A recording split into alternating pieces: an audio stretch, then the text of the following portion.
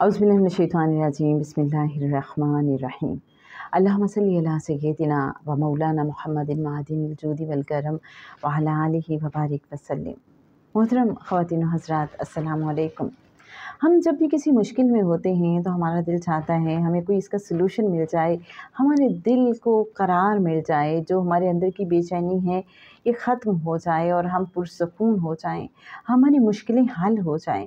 और ऐसे में हम कोई शॉर्टकट ढूंढ रहे होते हैं, हम कुछ लोगों से पूछते फिरते हैं कि देखो कोई तरीका मुझे बता दो, कोई पढ़ाई बता दो, कुछ ऐसा वजीफ़ा बता दो कि जिससे मेरी ये मुश्किल हल हो जाए, मेरी तकलीफ़ दूर हो जाए, मेरी परेशानी ख़त्म हो जाए। तो हम आपको बताते हैं एक ऐसा नुस्खा जो बहुत आसान है और जो फिर अल्लाह वाले हैं उन्होंने आज़माया और आका सल्लल्लाहु अलैहि वसल्लम ने ख्वाब में आके उन्हें तलकीन फरमाई और तरीका बता दिया कि उस पे अमल करने से कैसे परेशानी दूर हो सकती है। दमिश्क के एक आलिम थे, मुफ्ती थे।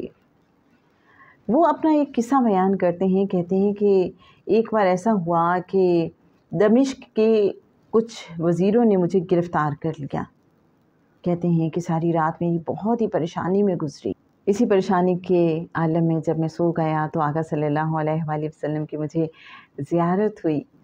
आका सल्लल्लाहु अलैहि वसल्लम ने मुझे एक दुरूद पाक तालीम फ़रमाया कि ये दुरूद पाक पढ़ो, तुम्हारी जो मुसीबत है वो दूर हो जाएगी। कहते हैं कि जब मैंने वो दुरूद पाक फिर पढ़ा तो अल्लाह के फ़ज़ल और करम से मेरी जो मुश्किल थी, जो तकलीफ़ थी, अल्लाह ने दूर कर दी। दुरूद पाक कौन सा है?